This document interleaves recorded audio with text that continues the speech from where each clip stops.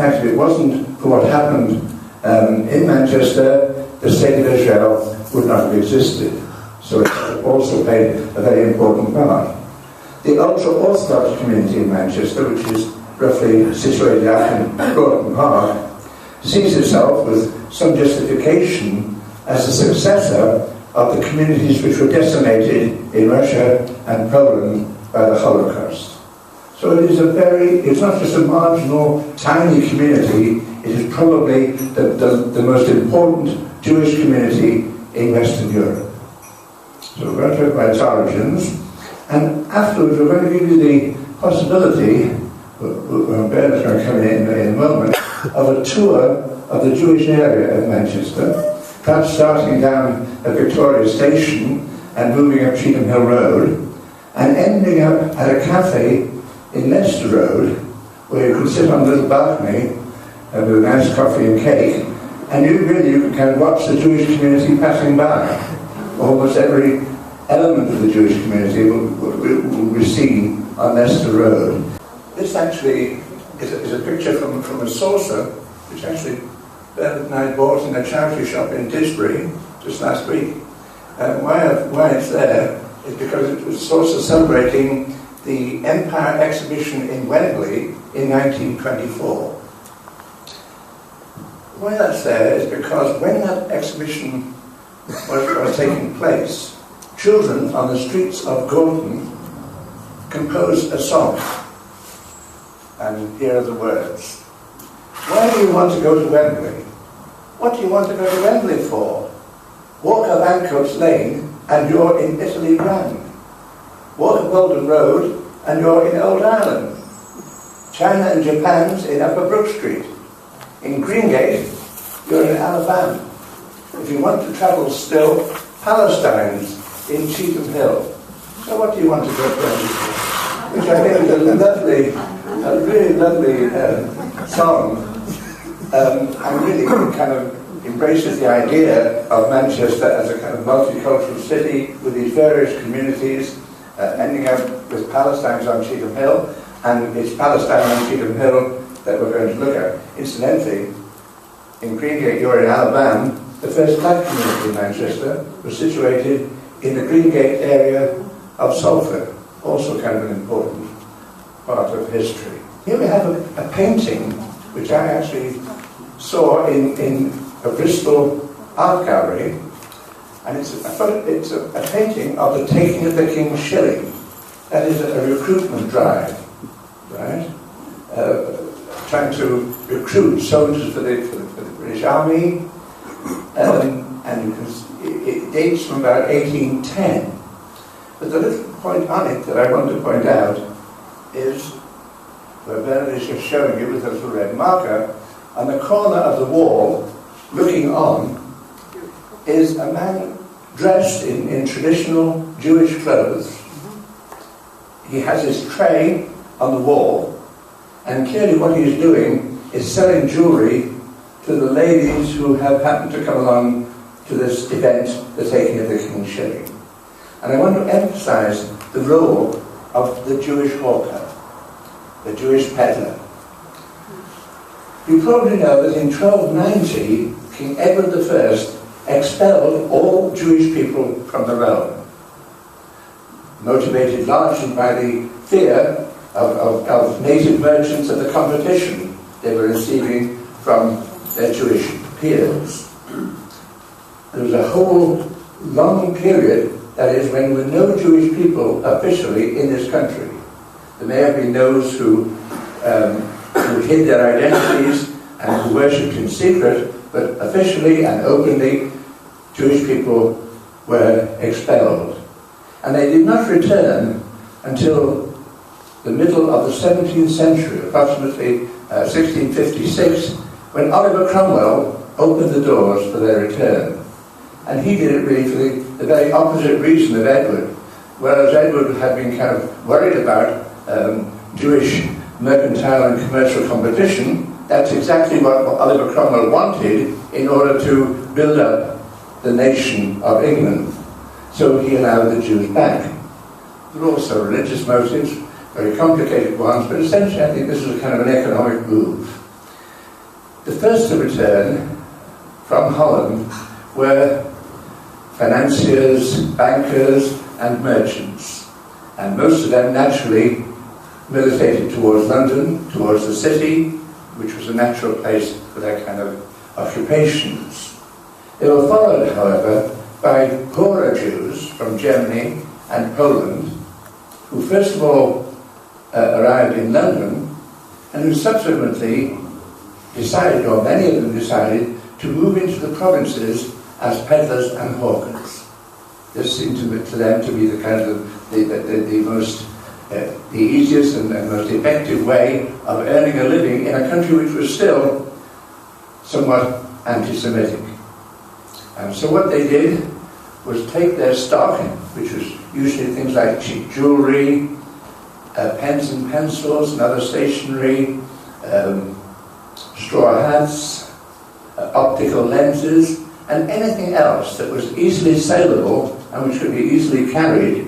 They carried into the provinces, moving from place to place, selling these goods. And here we have a print from the 18th century of one such Jewish peddler dealing in old clothes. Perhaps the most common of these peddlers were the old clothes dealers. And what they used to do, very effectively, was to go to the back of the houses of the middle classes to bargain with the butler, and here you can see the butler being bargained with, for any cast-off clothing, and the peddler would then take the cast-off clothing away, refurbish it, and then sell it as second-hand clothing. And since the tailors were very expensive, second-hand clothing were very much in demand, and the old clothes dealer therefore served a very, very useful purpose. We'll see later on how that developed into tailoring, but this is how it started. We have references to the presence of peddlers like this in the vicinity of Manchester, dating from 1740. In 1740, a Jewish peddler was waylaid and robbed on the road between Manchester and Rothschild at a place which still exists, Thornham Lane End. We know about him because he advertised in the press, describing the goods that had been stolen from him, describing the men who had attacked him, and asking for help in the recovery of his goods and the apprehension of these robbers. Whether that happened, we don't know, but he was a travelling jeweller with goods valued, which he valued at about 12 guineas. So he was not on the poverty line, right? He was selling quite expensive jewellery, and presumably in his case to the middle classes rather than to the poor of the area of Manchester. You must remember, at this time, 1740, Manchester was still a kind of overgrown village. Modern Manchester at that time didn't exist. But if you look back, if you think back to that little picture of the peddler at the taking of the King's shilling, dressed traditionally. These Jewish peddlers were traditional Jewish people. They observed Jewish custom, and that they celebrated the Sabbath, the Jewish Sabbath, and so on. And from one autobiography, we get the idea that as they moved around the country, there were particular lodging houses where they were well known, and where 10 of them would gather on the eve of the Jewish Sabbath, that is on the Friday, 10 of them because a minyan, 10 people, 10 adult males is necessary for the holding of a valid Jewish service. So 10 of these peddlers would gather at a particular lodging house or pub or whatever, where the lodging house keeper would know them. He would have a special cupboard where the crockery that they needed, anything else that they needed was stored away. And they would celebrate the Sabbath, perhaps in the back room of a shop or in a warehouse, and when the Sabbath was over, they would move on to their next port of call. So what you've got, and this is happening by the mid-18th century, is kind of travelling brotherhoods of Jewish peddlers, known to one another, a group of friends and relatives, or they were intermarried, almost like a little travelling community. but still moving from place to place and not yet settled. The origins of pretty well every Jewish community in provincial Britain, Birmingham, Liverpool, Sheffield and the lot, is when one of these brotherhoods decides they've had enough travelling, and what they're going to do is settle down and change their trays and packs into small shops and become shopkeepers. At that point, tiny Jewish communities come into existence. Now we know of the presence of one of these brotherhoods in the vicinity of Manchester by this map, which was 1741. That is the year after the Jewish peddler of Hawker, the Jewish peddler of jewellery, Isaac Solomon, had been waylaid and robbed. And on it, you won't be able to see it, but on the key to the map, there is a place called Synagogue Alley. Right?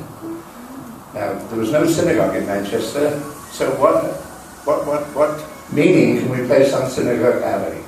And what I actually think is a bit of speculation here, but I've interpreted this as one of the places where one of these brotherhoods would meet, right? So that they were perhaps in a shop, perhaps in a warehouse, so they would, that little part of Manchester would be known for its Jewish services, therefore Synagogue Alley. Synagogue Alley was roughly on the line of John Dalton Street, off Deansgate. The Jewish peddlers were one group. By the 1780s, probably about 1788, this brotherhood decided that they were going to settle in Manchester. When you think about it, they made a great choice.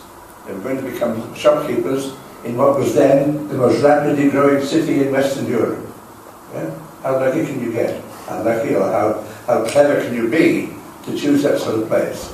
And they opened little shops in the area of Von Millgate, mostly, which was then called the Old Town. But at the same time as they were arriving, which is the late 1780s, a totally different kind of Jewish immigrant began to arrive in Manchester.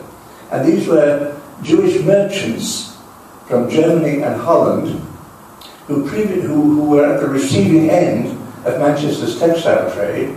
And remember, Manchester was becoming the centre of the world's textile trade, a very, very profitable trade. And merchants of Ireland who earlier had to operate through agents, the agents of Manchester manufacturers, some of them made the decision, okay, well, let's get round these agents by coming to Manchester, opening a warehouse in Manchester, and buying in our own goods directly from the manufacturers. Thus, not having to pay the agents, and also with the advantage of having to have goods made up for their particular markets in their particular way.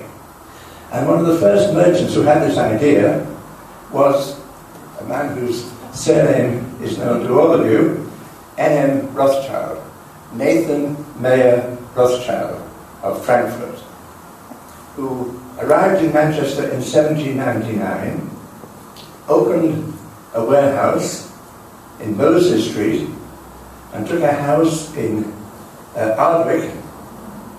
If you look across Ardwick Green today from Stockport Road, you can actually see some of those very attractive mansions. Yeah, Ardwick was at that time, end of the 18th century, a very, very fashionable place in which to live. And he described himself, this is his trade card. He actually described himself as a manufacturer, which he wasn't. What he was actually doing was buying goods direct from the manufacturers, made up to his own specification, and exporting it himself to his father in Frankfurt. And he was enormously successful. He was in Manchester from 1799 to 1810, by which time he'd made sufficient money to go to London, where he opened the merchant bank and Rothschild & Sons, which still exists, right? So being a merchant in Manchester was a very, very profitable occupation.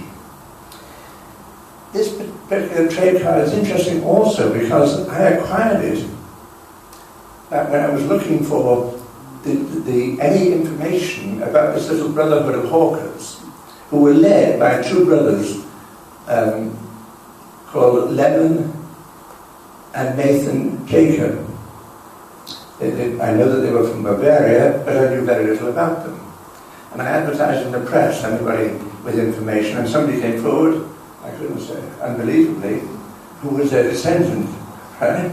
And had a lot of very interesting documents, but including this trade card. And the fact that this trade card was amongst the belongings of one of the leaders of these Jewish hawkers suggests some kind of connection between them. And what I think happened was that, in fact, these hawkers depended on people like Rothschild to develop or to pay for the beginnings of an organized Jewish community. In 1798, for instance, the Jewish community acquired its first burial ground. It was actually in Pendleton, which is a long way from where the Jewish people had settled, largely because nobody wanted to lease land to the Jewish community as a Jewish burial ground. So this gives you an idea of the extent of anti-Jewish feeling, which was still very prevalent in Manchester. And eventually it was only a merchant in Pendleton who made it possible.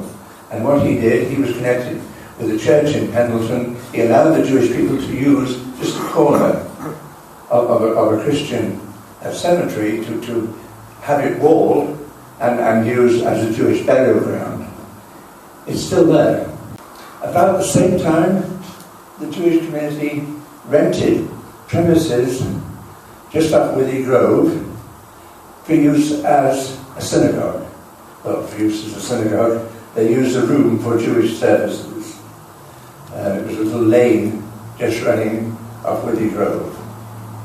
And my suspicion is that someone like Rothschild was the guy who built the wall, paid the rent, right? They were relying on him for money to create a Jewish community. In 1825, they built their first real synagogue, a purpose-built building, which was very close to what became Victoria Station. The hawkers themselves were living in an area which can be defined. This is an 1891 plan of Manchester, and we look at the top at Cheetham Hill, Withy Grove, Hyde's Cross, Fennel Street, along Millgate to Miller Street, up Miller Street again to Cheetham Hill. That kind of triangle was the area in which these Jewish hawkers mostly lived. The house of their leader, who I take to be a man called Jacob Nathan, he described it in one document as opposite the gates of Chetham's College. Right? Now the gates of Chetham's College are still there, and you can stand there, and what you're looking at, of course, is the corner of that grassing area to the south of the herbalist centre. So we know exactly where the first house occupied by a Jewish family actually was situated. There is, in fact, a picture, not so much of the Nathan brothers' house, but of their shop. The Nathan brothers, Jacob and Leonard Nathan, this is where they established their first shop, selling typically second-hand clothing, right? This is in Long Millgate. Later on this became a point known as Poets' Corner, the Sun Inn. And this is 144 Long Millgate, M.J. Davis there. Next to M.J. Davis. You see the cross at the top there, in ink. The son of Jacob Nathan had actually put that cross on the postcard to indicate where the house would be. So there is 144 Long Millgate. Long since, of course, disappeared. Is that those Jewish hawkers who had opened small shops, mostly in the back alleys and side streets of central Manchester, begin to prosper. As I was saying, a good place to prosper when the population was growing so rapidly. And gradually, as they did so, they began to move to the better streets and to sell, not to the poor, but to the Manchester middle classes who were rapidly expanding. And this is an advert of one of them, a man called Isaac Simmons, silversmith, jeweller and watchmaker. Now his father had been described in the trade directory as a dentist and corn extractor. But I think most of these travelling hawkers were people like that, chiropoders, doctors and so on. Well, his son Isaac established in the 1830s, you can see, this jewellery shop at 7 St Anne's Square, Manchester. So this is a big move. They're moving from the back streets, they're moving to the better retail streets of Manchester, Market Street, Deansgate, St Anne's Square, London Road. They're succeeding very quickly. An idea which now is so obvious, you wonder why nobody got it before him. He got the great idea of having ready-made clothing made up.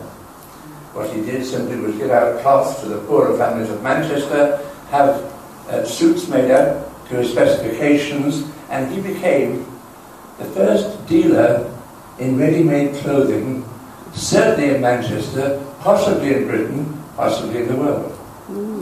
This was the beginning of ready-made clothing. And this is the shop that he acquired in Market Street, Manchester. The date of this one is 1851. By this time, he had 13 branches. So successful had been ready-made clothing that he had 13 branches, including 2 in London. But this was his Manchester branch, and he called it, I think Disraeli had called Manchester the New Athens, and the new elite in Manchester, the New Athenians. And I think Hyam was playing on that when he called his shop the Pantechnetica. I think just a little echo there of a kind of classical past. And he was very, very, very successful indeed. He also was the inventor of what we now are very familiar with, consumer advertising. I think the older type retail tradesmen in Manchester had been very reticent in their sales, very restrained. They had goods in the window, no prices on them, they didn't advertise their goods very widely. But Hyam had other ideas. He advertised in poetry, and his poetry sometimes covered a full column of the front page of the Manchester Guardian. And then, the Manchester Guardian was about so long, and these poems would all laud the Pantechnetica, or as he otherwise called it, the Temple of Hyam. And whenever a celebrity visitor came to Manchester, Mazzini, Disraeli or whatever, there would be a poem which said, okay, what did Mazzini see? Well, he was very impressed by Manchester, but of course, what impressed him most was that he visited the Pantechnetica. Right? The same with Disraeli, and the same with anybody else who came to Manchester. So, they call it puff, this kind of very blatant advertising. What I think happened, these peddlers and hawkers had been accustomed to shouting their wares in the streets. So for them, this kind of brash advertising was very familiar, and it attracted, needless to say, the jealousy of the older shopkeepers in Manchester, some of that jealousy taking the form of anti-Semitism.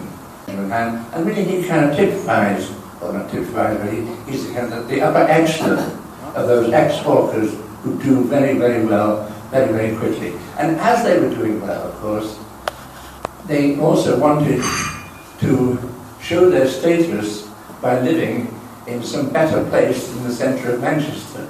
The centre of Manchester was polluted, cholera epidemics were quite a regular occurrence in the 1820s and 30s, and anybody who could moved out to the nearest flush suburb.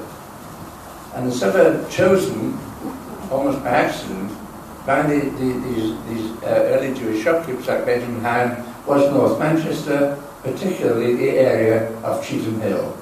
And it was in that way that Cheetham Hill became the first of Manchester's Jewish quarters. It was a place where these peddlers and hawkers become now shopkeepers that rented or acquired, or in Hyam's case built, their own little mansions.